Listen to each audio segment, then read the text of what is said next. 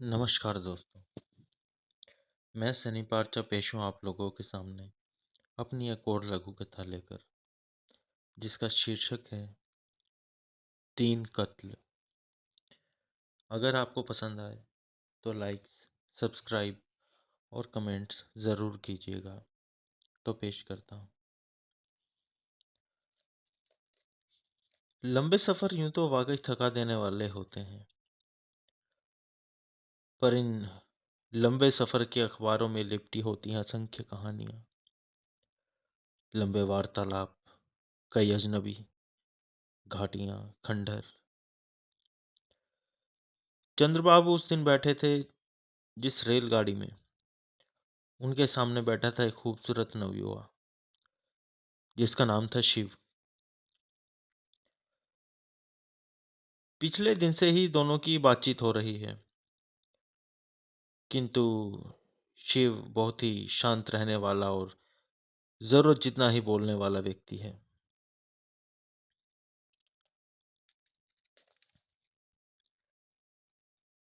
कल यानी अगले दिन चंद्रबाबू से पहले शिव का स्टेशन आ जाएगा और वह ट्रेन से उतरकर अपनी मंजिल पर पहुंच चुका होगा। चाय कॉफी वाले जब ट्रेन में आते तो वह बिना पूछे एक कप चाय चंद्रबाबू के लिए भी ले लेता, और चंद्रबाबू को स्वयं पर ऐसा गर्व होता मानो वह उनका शिष्य बन गया हो। पर चंद्रबाबू हिचकिचा रहे थे। उससे वो सवाल पूछने में जो अपनी पत्रकारिता वाले स्वभाव के अनुरूप अक्सर लोगों से वो पूछ लिया करते थे। उन्हें डर था कि क्या यह एक सभ्य प्रश्न होगा उस व्यक्ति के लिए जो अब तक उनकी दृष्टि में बहुत ही सरल और संस्कारवान रहा है। उन्हें याद आया उस दिन बारिश तेज थी। चाय की एक छोटी सी दुकान पर हो रही थी बहस, कुछ पुरुषों और महिलाओं के बीच, महंगाई को लेकर। जब तमाशा खत्म हो चुका तो चंद्रबाबू ने बुझाई सिगरेट और उनमें से एक महिला को एक और ले जाकर रोक लिया। बहस के वक्त मानो उस महिला की आंखों से बरस रहे थे धधकते अंगारे। मौजूदा सरकार के प्रति वह मानो उगल रही थी आग। यदि आवाज में वाकई आग होती तो उस दिन मौजूदा सरकार का तख्त जलकर स्वाहा हो चुका होता। देश हित में उस महिला ने दिए असंख्य तर्क, जिन्हें वो पुरुष काट ही नहीं पाए। मानो कोई आक्रमण के लिए उठाता हो धनुष, और मानो प्रत्यंचा चढ़ने से पहले ही वह महिला उस प्रत्यंचा को काट देती थी। पर उसे नहीं मालूम था कि बहस के इस कुरुक्षेत्र में चंद्रबाबू ने उसके लिए रच दिया था चक्रव्यूह। एक ऐसा चक्रव्यूह जिसमें हारने वाले को भी पता नहीं चलता कि वो कब का पराजित हो गया है। चंद्रबाबू ने उस महिला को बताया कि वो एक पत्रकार हैं और उससे व्यक्तिगत रूप से एक सवाल पूछना चाहते हैं, या यूं कहे कि अपने ब्रह्मास्त्र का संधान करना चाहते हैं।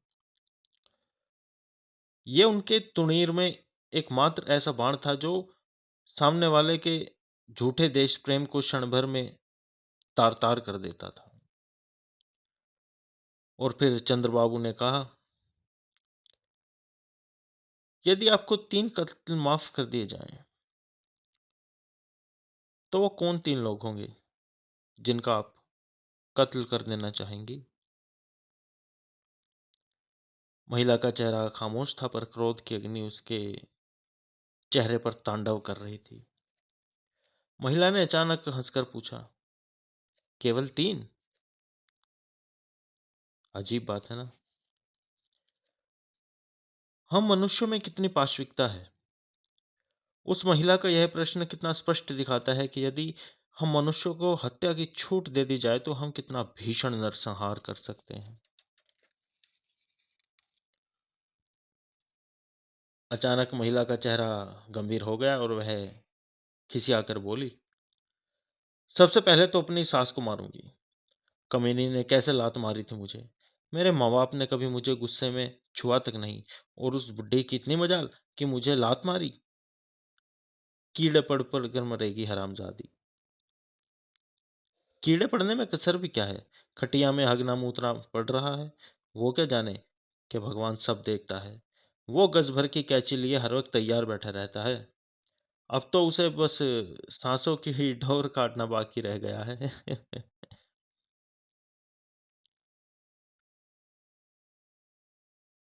समाज कई बार बहुत स्वार्थी हो जाता है। अपने अहम में वो इतना अंधा हो जाता है कि अपनी गर्दन पर लटकी भगवान की गज भर की कैंची उसे दिखाई ही नहीं देती। दूसरे कत्ल पर उस महिला ने कहा कि है कोई व्यक्ति जिसे वो मार देना चाहती है। रहा होगा कोई उसका पूर्व प्रेमी जिसने किया होगा उसे ब्लैकमेल, या शायद अभी कर रहा हो, या फिर होगा कोई उसका बलात्कारी जिस घटना के बारे में वह बताना नहीं चाहती। तीसरे कत्ल पर उसने नाम लिया अपने जेठ का। बंटवारे पर जिसने हड़प लिया था उनका आधा हिस्सा। इस सवाल के जवाब में चंद्रबाबू ने सुने थे कई डरावने सच। ये प्रश्न आते जाते लोगों से, सफर में मिले लोगों से वो अक्सर पूछा करते थे कि यदि आपको 3 कत्ल माफ हो जाएं तो वो 3 व्यक्ति कौन होंगे जिनका आप कत्ल करेंगे। जैसे एक बार एक पुरुष ने कहा था कि उसका बस चले तो वह मार डाले अपने दफ्तर के कुछ सहकर्मी और बड़े बाबू को। किस तरह हर रोज स्टाफ के सामने उसे दुत्कारते थे बड़े बाबू, और दफ्तर के रंगमंच पर नेपथ्य से आती थी सहकर्मियों की खुसफुसाती हंसी।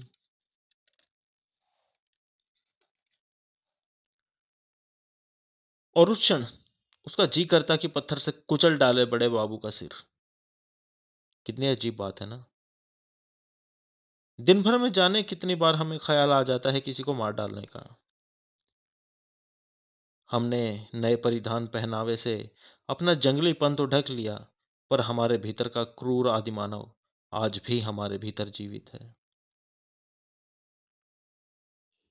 एक बार एक पुरुष ने कहा था कि वह मार डालना चाहता है अपने पड़ोसी को, सिर्फ इसीलिए कि उसकी तरक्की से उसके सीने पर लौटते थे सांप। और पड़ोसी की तरक्की और बाप की बदहाली के चलते एक बार उसके बच्चों ने कहा था कि काश पड़ोस वाले किशन अंकल हमारे पिताजी होते। और इस सब पर सबसे क्रूर चीज थी उसकी धर्मपत्नी की हंसी। कुछ शब्द ऐसे होते हैं जो सारे कवच चीरकर अंतरात्मा को बींध जाते हैं। वर्तमान में जब लौटे चंद्रबाबू, उन्होंने देखा कि चाय ठंडी हो रही है और वो तुरंत अपने ब्रह्मास्त्र का संधान कर देना चाहते हैं। शांत बैठे शिव पर, और तभी वो बोल पड़े, तुमसे एक सवाल पूछूं? बस ऐसे ही। जी पूछिए। अगर तुम्हें 3 खून माफ हों तो तुम किस किस को मारोगे? पर उनके सामने आज मानो कर्ण बैठा था। अकाट्य कवच को भेद कर वो उसकी अंतर आत्मा को नहीं बीन सकते। खैर, इस सवाल के बदले शिव ने भी प्रश्न ही किया, जैसा अक्सर लोग करते थे। केवल 3? मुझे तो शायद 30,000 भी कम पड़े। इतना कहकर वो जरा सा मुस्कुराया और फिर बोला, पहली हत्या मैं एक ऐसे नेता की करूंगा जो मेरे देश के लिए सबसे बड़ा खतरा होगा। चंद्रबाबू ने कहा, क्यों? उससे तुम्हारी कोई दुश्मनी है क्या? इस पर शिव ने कहा, जिस प्रकार प्रेम निस्वार्थ होता है, उसी प्रकार कई बार द्वेष भी निस्वार्थ होता है। आप ही बताएं, क्या गोडसे से गांधी का और जनरल ओ डायर का सरदार उधम सिंह जी से कोई व्यक्तिगत बैर था?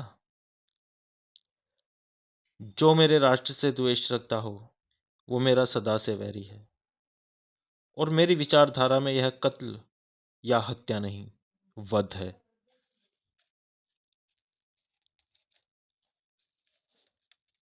दूसरा वध मैं करना चाहूंगा आतंकियों के सबसे बड़े कमांडर का, जिन्होंने संसार को धकेल दिया है धधकते ज्वालामुखी के मुहाने पर, जहां हर व्यक्ति अपनी संपत्ति, मातृभूमि, बेटियों और धर्म को बचाए रखने के लिए कर रहे हैं तुमुल संघर्ष।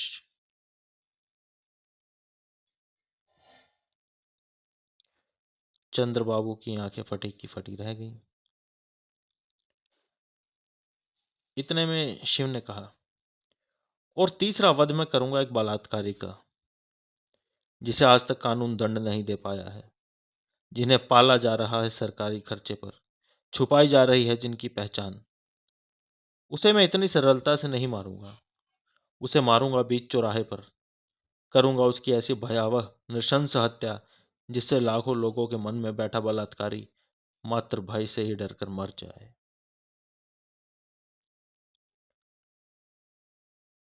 कहते हुए शिव ने उतारा अपना बैग और चंद्रबाबू से मुस्कुराकर कहा, अच्छा चंद्रबाबू, चलते हैं। मंजिल आ गई। चंद्रबाबू देर तक उसे देखते रहे और सोचने लगे, क्या किसी ने कभी भी इस व्यक्ति का दिल नहीं दुखाया होगा? क्या वाकई इसका कोई शत्रु नहीं है? फिर भी उसने किसी ऐसे आदमी की हत्या के बारे में नहीं सोचा जिसने इसका अपमान किया हो। वो ऐसे भी किसी अनजान इंसान को मारना नहीं चाहता जिसने इसे दिया हो धोखा। आखिर किस मिट्टी से बना है ये शख्स? यह व्यक्ति कोई साधारण व्यक्ति तो नहीं हो सकता, जो हत्या जैसे अपराध का भी इतनी कुशलता से प्रयोग कर सकता है। अगर ये भारत भूमि कुरुक्षेत्र है, तो मैं कहूंगा कि अकाट्य कवच धारण करने वाला कर्ण अभी अभी ट्रेन से उतरा है। आज चंद्रबाबू के ब्रह्मास्त्र को इस योद्धा ने मानो काट फेंका था। आज शायद पहली बार उन्हें कोई सच्चा देशभक्त मिला था। शिव की एक भी बात के बदले चंद्रबाबू अपने तुणीर से एक भी प्रश्नों का वाण नहीं निकाल सके। अश्वत्थामा की तरह चंद्रबाबू ने मानो ब्रह्मास्त्र तो चला दिया था, किंतु उसके वेग को संभाल नहीं सके। चंद्रबाबू झट से उठे और जहां शिव पैर लटका कर बैठा था, वहां की धूलि को इस तरह उठाकर उन्होंने अपने माथे से लगा लिया, जैसे मानो अपनी मस्तक मणि खोजते माथे के सड़ते घाव पर लगाने के लिए संजीवनी का लेप अश्वत्थामा को मिल गया हो।